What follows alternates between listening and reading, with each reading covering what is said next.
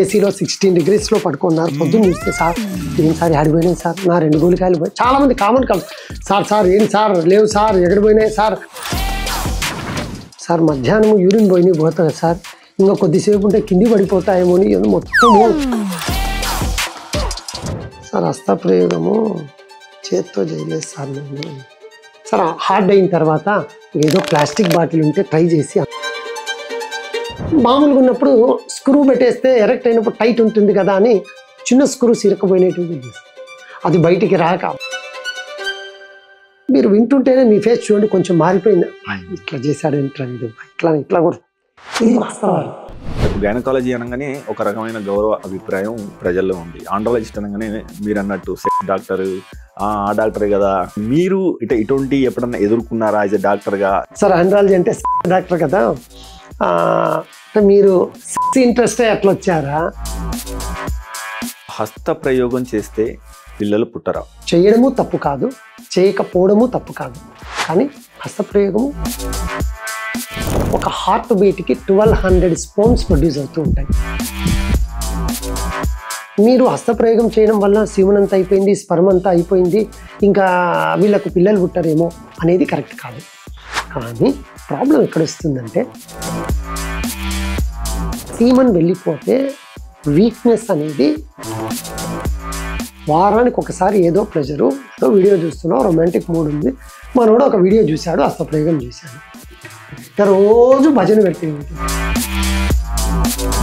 అయితే చెప్పండి మరి నెంబర్ చెప్పండి ఎన్నిసార్లు అయితే మంచిది అని మీరు అడగ. అంటే వీక్నెస్ గుడ్, ఎందుకంటే మీరు అసలు చేసుకోలేదు అనుకోండి. ఈ అంగస్తంభన అనే విషయానికి వస్తే అసలు ఈ సమస్యలు ఎందుకు మొదలవుతున్నాయి? Which is normal and which is abnormal? Tired అయిపోయి ఉంటాడు, ఆ రోజు పెర్ఫామ్ చేసేటప్పుడు అనుకోని కారణం చేత గట్టితనం వచ్చిండదు, లేదా వచ్చిన శోభనం రాత్రి అంటే వివిధ సమస్యలతో మీ దగ్గరికి వచ్చిన సందర్భాలు ఏంటి? యాక్చువల్గా ఎక్కువ మంది ఎలాంటి సమస్యలతో వస్తారు? సార్ నాకు గట్టితనం అంతా బాగుంది సార్, కరెక్ట్ పెనట్రేట్ చేసేటప్పుడు ఆమె పెయిన్, ఈ 3 nightsలో దుమ్ము లేపాలి, ఇక అంతా మనం విజృంభించకుంటే కష్టమవుతుంది. అంటే వృషణాల యొక్క ప్రాముఖ్యత ఏంటి? వృషణాలు ఏం చేస్తాయి? సో ఎప్పుడన్నా అంటూ ఉంటా, బాబు అందరికీ హార్ట్ ఎట్లుంటుంది, నేను ఎగ్జామ్ చేసేటప్పుడు నా హార్ట్ అంతా వాడి టెస్ట్ దగ్గర ఉంటుంది, చాలా జాగ్రత్త ఎగ్జామిన్ చేసి మన వాడికి ట్రీట్మెంట్ ఇవ్వాలి. అంటే వాటి యొక్క సైజు ఒకటి కిందికి ఒకటి పైకి ఉండడం నార్మల్గా? 80% కేసెస్లో లెఫ్ట్ సైడ్ టెస్టిస్ కిందికి ఉంటుంది, ఇది నార్మల్ ప్రక్రియ. కానీ వీర్యం తయారీలో ఈ టెస్టికల్ పాత్ర ఏంటి? టెస్టిస్ 2 productsని ఇస్తాయండి.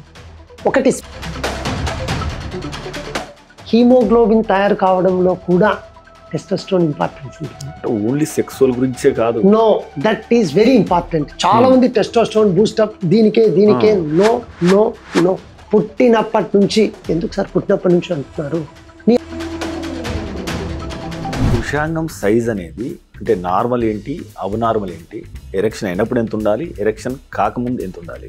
గూగుల్లో అబ్బాయిల సర్చ్ టాప్ 3-4లో ఉండే టాపిక్ మీరు ఇప్పుడు అడిగినది, పెనిస్ సైజ్ లెంత్. కొన్ని అబ్నార్మాలిటీస్ పెద్దగా, ఇప్పుడు చూడండి హైడ్రోసీల్ ఉంటుంది, వాటర్ ఎక్కి ఇంత ఉంటుంది డ్రైయర్ వేసుకున్నప్పుడు, వాడేమో నాకు ప్రాబ్లం లేరా అని కొట్టుకుంటాడు, వీడేమో సార్ వాడికి ఇంత ఏం లేదు సార్ అని వీడు. సో సైజ్ తక్కువగా ఉండడం వల్ల భావప్రాప్తి అనేది తగ్గుతుంది. పెనిస్ లెంత్కి భావతృప్తికి యూజువల్గా రిలేషన్ లేదు. ఓకే, ప్రాబ్లం మనకు వచ్చేది ఎక్కడ అంటే, పురుషాంగం సైజు పెంచుకోవాలన్న కోరిక చాలామందికి ఉంటుంది. ఆ రకంగా గూగుల్లో సెర్చ్లు చాలామంది వస్తుంది. ఆ దిశగా శాస్త్ర సాంకేతికత ఏ రకంగా పెరిగింది? రోడ్ సైడ్ వెళ్ళి ఆ మందులు తీసుకొని లెంత్ అవుతుందంటే మొత్తం అప్లై చేసి స్కిన్ మొత్తం. పెనిస్ లెంతనింగ్కు మెయిన్ ప్రొసీజర్ ఒకటే ఉంటుంది. సైజుకి చెప్పాను కదండి, విడతాడు సార్ చాలా దొడ్డుగానే లేదు, కొంచెం దొడ్డుగా చేయండి. పుట్టుకతో పురుషాంగంలో లోపాలు ఈ మధ్య ఏమైనా తగ్గుతున్నాయా? దాన్ని మనం సరిగా గుర్తిస్తున్నామా? ప్రీమెచ్యూర్ బేబీస్ కానీ ప్రీమెచ్యూర్ డెలివరీస్లో కానీ ఏమవుతుంది అంటే, ఆ వచ్చే దారిలో ఎక్కడో చోట రేపు పొద్దున ఫ్యూచర్లో అబ్బాయికి స్పర్మ్ కౌంట్ తగ్గడము, లేదా చాలామందికి అన్డిసెండెడ్ యూరిన్ వచ్చే మియేటస్ అక్కడ లేకుండా కొందరికి ఇంకొంచెం కింద ఒక్కోసారి బేస్ ఆఫ్ ది పెనిస్ ఇక్కడ ఉంటుంది. ఏం సార్ నిజంగానా? ఇదేంది వెరైటీగా చెప్తున్నారు అందరికి? ఇక్కడ నిజమండి. దాన్ని పురుషాంగాన్ని శుభ్రంగా ఎలా ఉంచుకోవాలి, ఏమైనా ప్రత్యేకమైన చర్యలు తీసుకోవాలా? ఈవెన్ పేరెంట్స్ చెప్పారు సబ్బో పెట్టి నీట్గా ఆ ఏరియా క్లీన్ చేసుకోవాలంటే అది కరెక్ట్ కాదు. ఎందుకంటే అసలు సుంతి అవసరమా? దీనిలో ఆరోగ్యానికి సంబంధించిన అంశం ఏంటి? ఎప్పుడైతే సుంతి చేస్తారో ఈ గ్లాన్స్ అనేది దాని మీద ఉండే స్కిన్ ఉండదు, అంటే అది ఎక్స్పోజ్ అవుతూ ఉంటుంది జనరల్గా. అప్పుడు ఏమవుతుంది, సుంతి చేసేటప్పుడు మనం ఏం చూసుకోవాలి? ఎటువంటి వారి దగ్గర మనం సుంతి చేయించుకుంటే బాగుంటుంది? బోర్డు పెడితే పోయి చేయించుకున్నాను, కట్ కడతా అంటే చేంజ్ చేసేసుకున్నాను సార్. పోయి చూస్తేనేమో ఇవన్నీ వినడానికి ఇంట్రెస్ట్ చూపరు ఎవరు. 9:30 భోజనం చేసిన తర్వాత సార్ ఏదో ఈరోజు చెప్తా ఉన్నారా మంచి విషయం అని దుప్పటి వేసుకొని చక్కగా చూస్తూ ఉంటాయి.